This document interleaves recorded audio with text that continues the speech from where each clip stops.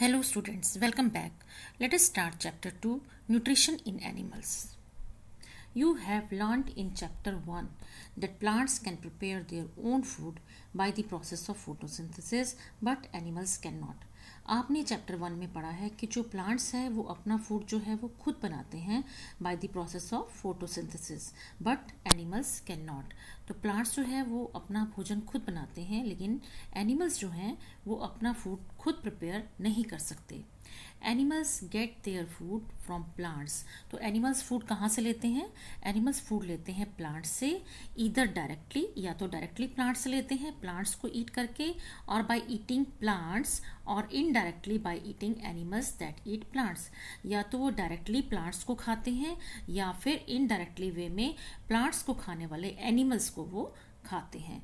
तो some animals eat both plants and animals. कुछ animals ऐसे होते हैं जो दोनों ही चीज़ों को खाते हैं, प्लांट्स को भी खाते हैं और एनिमल्स को भी खाते हैं.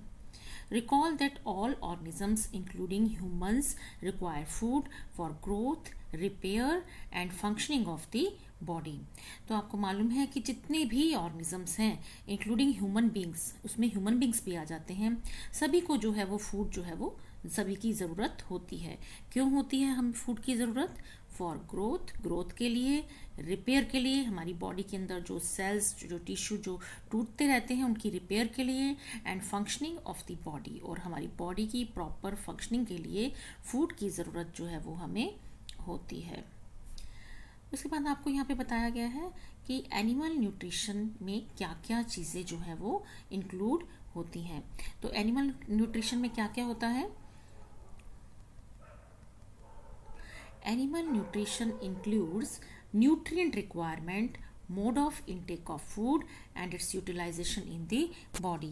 तो एनिमल न्यूट्रिशन में जो है ये आता है कि हमारी बॉडी को कौन कौन से न्यूट्रिएंट्स चाहिए होते हैं और किस तरह से फूड को लिया जाता है और बॉडी जो है उसे किस तरह से यूटिलाइज करती है.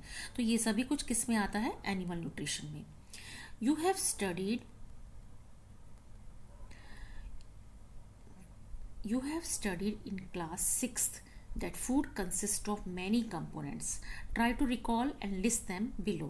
तो आपने क्लास 6 में पढ़ा है कि जो फूड है उसमें कई कंपोनेंट्स होते हैं. कौन कौन से कंपोनेंट्स होते हैं? जैसे कि आपने पढ़ा कार्बोहाइड्रेट्स होते हैं, proteins, fats, vitamins, minerals and roughage. ये सारे कंपोनेंट्स जो है वो फूड में होते हैं. The components of food such as carbohydrates are complex substances. These complex substances cannot be utilized as such. तो ये जो component of food होते हैं, the components of food such as carbohydrates, ये complex substance होते हैं और ये complex substances ऐसे ही हम यूटिलाइज नहीं कर सकते. इसलिए ये किस में ब्रेक हो जाते हैं? ये सिंपलर सब्सटेंसेस में पहले टूटते हैं. जैसे कि आपको यहाँ दिखाया है, कॉम्प्लेक्स सब्सटेंस पहले सिंपलर सब्सटेंसेस में ब्रेक डाउन होता है और उसके बाद ही जो बॉडी है वो इसको यूटिलाइज करती है. तो यहाँ पे आपको बताया गया है इसी प्रोसेस को, जिसमें कॉम्प्लेक्स फूड जो है वो सिंपलर सब्सटेंस में जो है वो ब्रेक डाउन होता है, इसको हम कहते हैं डाइजेशन. तो ये प्रोसेस है डाइजेशन. नेक्स्ट आपका यहाँ टॉपिक है different ways of taking food, कि फूड को लेने के कितने अलग अलग तरीके जो हैं वो कौन कौन से हैं. तो यहाँ पे आपको बताया है the mode of taking food into the body varies in different organisms. तो जो ये भोजन लेने का तरीका है ये अलग अलग ऑर्गेनिजम्स में जो है वो अलग अलग होता है. बीज and humming birds suck the nectar of the plants. तो जैसे बीज जो होती हैं और जो हमिंग बर्ड्स होते हैं वो प्लांट्स के नेक्टर मीन्स जूस को जो है वो सक करते हैं. और इन्फेंट्स जो होते हैं ऑफ ह्यूमन बींग्स के जो बच्चे होते हैं और मैनी अदर एनिमल्स, और जो दूसरे एनिमल्स के भी जो इन्फेंट्स होते हैं, बच्चे होते हैं, they feed on mother milks. वो मदर मिल्क पे फीड करते हैं. Snakes like python swallow the animals they prey upon. और जो स्नेक्स होते हैं जैसे कि पाइथन, वो उन एनिमल्स को स्वेलो करते हैं जिनका वो शिकार करते हैं. Some aquatic animals filter their tiny food particles floating nearby and feed upon them. और कुछ जो एक्वेटिक एनिमल्स होते हैं जो पानी में रहते हैं वो फिल्टर करते हैं टाइनी फूड पार्टिकल्स को. जब वो पानी में फ्लोट करते हैं तो उनके आसपास जो फूड पार्टिकल्स फ्लोट कर रहे होते हैं उन पर वो फीड करते हैं.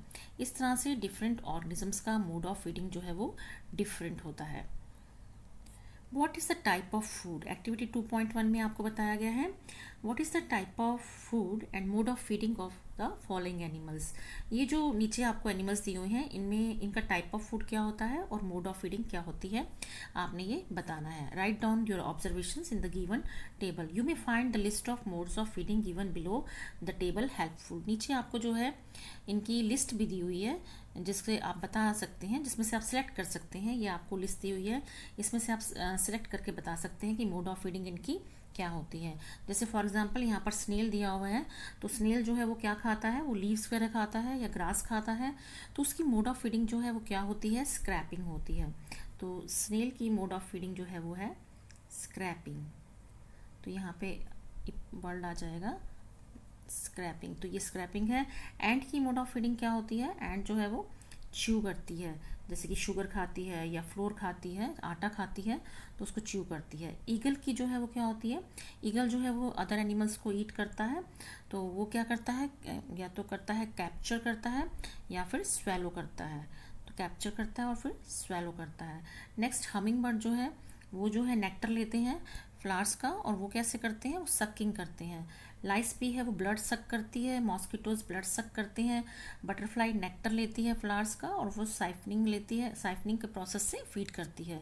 हाउस फ्लाई जो है वो लिक्विड और food, all type of food जो है उस पर फीड करती है, और इसका जो तरीका होता है फीड करने का वो स्पंजिंग भी हो सकता है या फिर हम कह सकते हैं सकिंग भी हो सकता है। तो इस तरह से डिफरेंट एनिमल्स जो है उनका मोड ऑफ फीड जो है वो डिफरेंट डिफरेंट जो है वो होता है।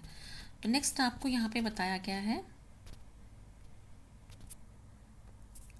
तो यहाँ पे नेक्स्ट आपको यहाँ पे बताया गया है amazing fact about starfish. Starfish के बारे में आपको बताया गया है कि जो स्टारफिश होती है वो फीड्स करती है on animals covered by hard shells of calcium carbonate. तो स्टारफिश जिन एनिमल्स को खाती है उनकी कैल्शियम कार्बोनेट की हार्ड शेल उन पर होती है। आफ्टर ओपनिंग द शेल, वो ओपन करती है शेल को, the starfish pops out its stomach through its mouth to eat, और फिर अपने माउथ से वो स्टमक को बाहर निकालती है और फिर उस एनिमल के जो उस शेल के अंदर जो सॉफ्ट एनिमल होता है उसको खा लेती है। The stomach then goes back in to the body and the food is slowly digested. उसके बाद जो स्टमक होता है वो बॉडी के अंदर वापस चला जाता है और जो फूड है वो धीरे धीरे डाइजेस्ट हो जाता है। तो इस तरह से स्टारफिश जो है उसका मोड ऑफ फीडिंग जो है वो इस तरह से होता है। तो ये एकदम से अमेजिंग सा है ये, तो इसलिए यहाँ पे आपको ये एक्सप्लेन किया गया है। नेक्स्ट आपको यहाँ पे बताया गया है डाइजेशन इन ह्यूमंस।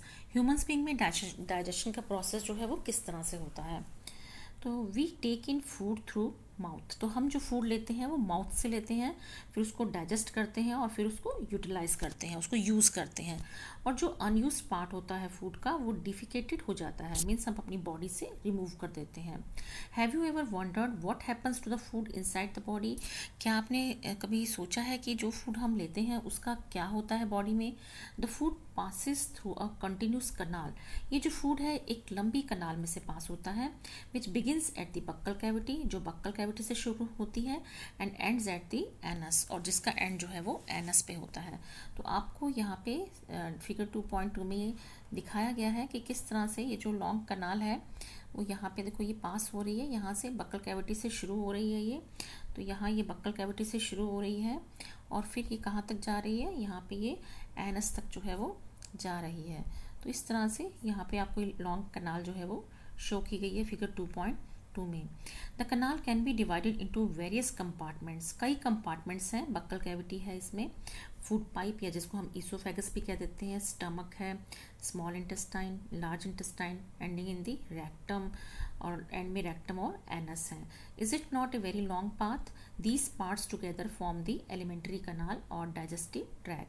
तो ये सारे जो पार्ट हैं टुगेदर क्या बनाते हैं, एलिमेंट्री कनाल बनाते हैं, या फिर हम इसे डाइजेस्टिव ट्रैक भी कह देते हैं। The food components gradually get digested as food travels through the various compartment. तो जैसे जैसे डिफरेंट कंपार्टमेंट में से फूड जो है वो ट्रेवल करता रहता है धीरे धीरे, वैसे वैसे ये धीरे धीरे डाइजेस्ट होता रहता है। The inner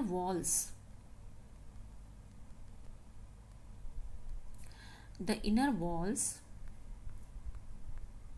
of the stomach and the small intestine and the various glands associated with the canal such as salivary glands, liver, pancreas secretes digestive juices.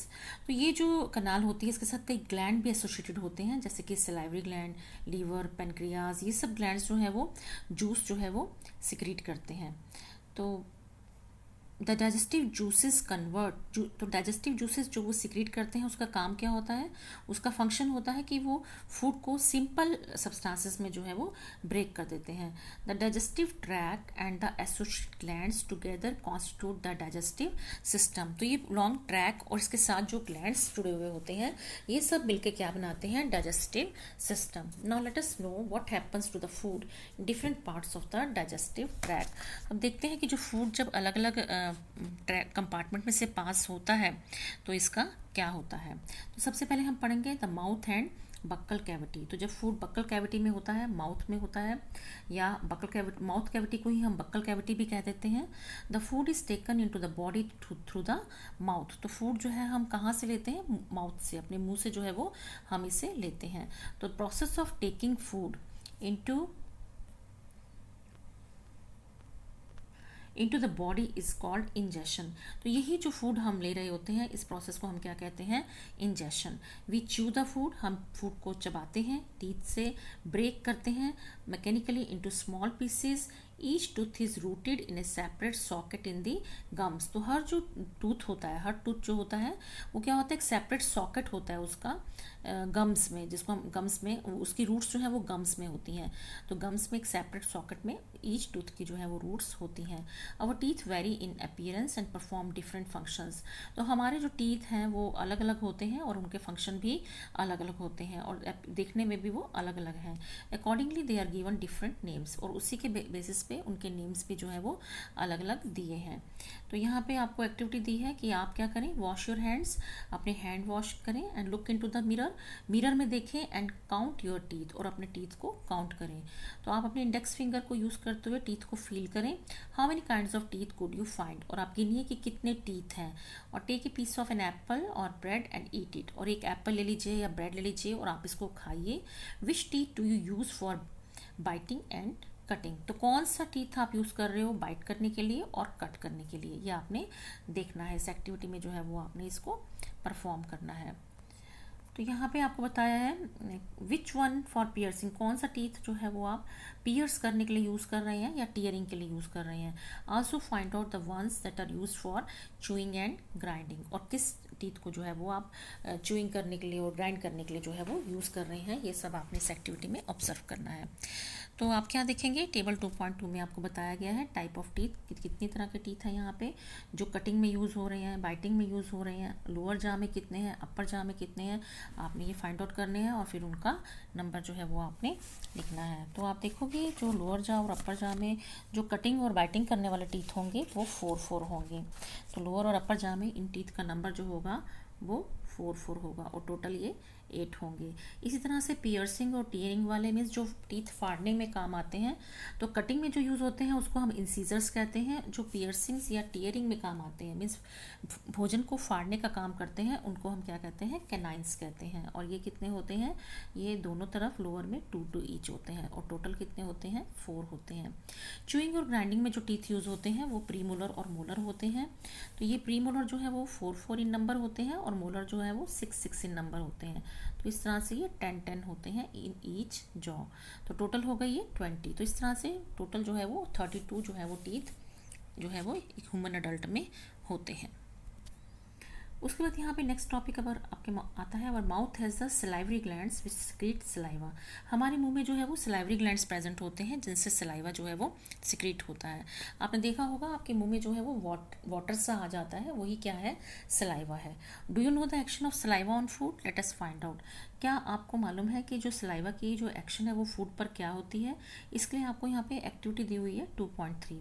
इसके लिए आपने क्या करना है, 2 टेस्ट ट्यूब्स लेनी है एज शोन इन फिगर. तो आपने ये 2 टेस्ट ट्यूब्स ले ली, ए एंड बी.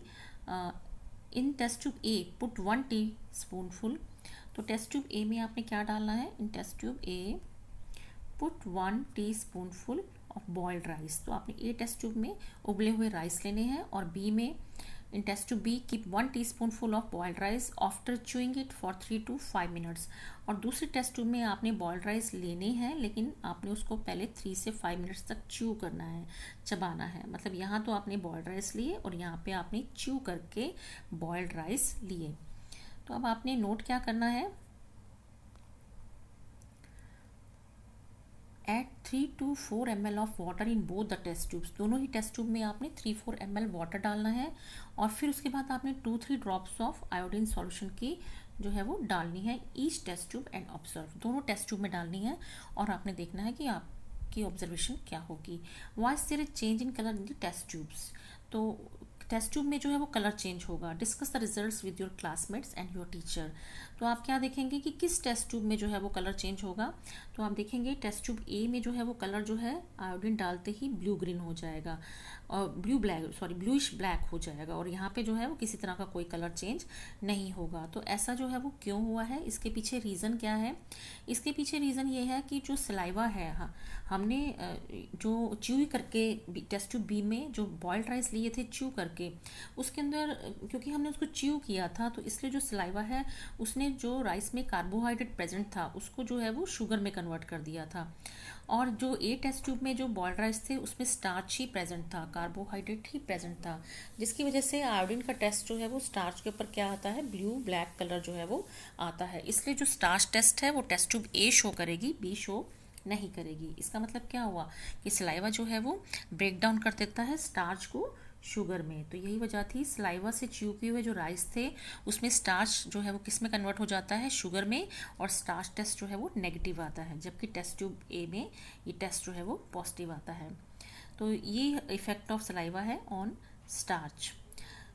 माउथ में बक्कल कैविटी में जो है वो टंग भी प्रेजेंट होती है, और टंग क्या होती है, it is a fleshy muscular organ attached at the back to the floor of the buccal cavity. तो ये जो है वो बक्कल माउथ कैविटी के फ्लोर पे फ्लैशी और मस्कुलर ऑर्गन होता है। It is free at the front, आगे से ये फ्री है, and can be moved in all directions. आप इसको किसी भी डायरेक्शन में मूव कर सकते हैं। Do you know the functions of the tongue. Tongue का फंक्शन क्या होता है, we use our tongue for talking, हम इसे टॉकिंग के लिए यूज़ करते हैं। बिसाइड्स इसके साथ साथ it mixes saliva with the food during chewing and helps in swallowing food. तो ये सलाइवा को भी फूड के साथ मिक्स करता है और फूड को स्वेलो करने में भी हेल्प करता है। We also taste food with our tongue, और अपनी टंग से फूड भी टेस्ट करते हैं। It has taste buds that detect different taste of food. तो टंग के अंदर क्या प्रेजेंट होते हैं, टेस्ट बड प्रेजेंट होते हैं, जिनसे हमें टेस्ट के बारे में पता चलता है कि जो हम फूड खा रहे हैं उसका टेस्ट जो है वो कैसा है। तो यहाँ पे आपको टीथ भी दिखाया गया है, यहाँ पे देखो आपको दिखाया हुआ है टूथ डिके दिखाया हुआ है कि जब हम ज़्यादा स्वीट्स वगैरह खाते हैं तो किस तरह से टूथ जो है वो डिके होता है। डिके इसको हम कवर करेंगे नेक्स्ट वीडियो में। That's it for this video. Thank you and have a great day.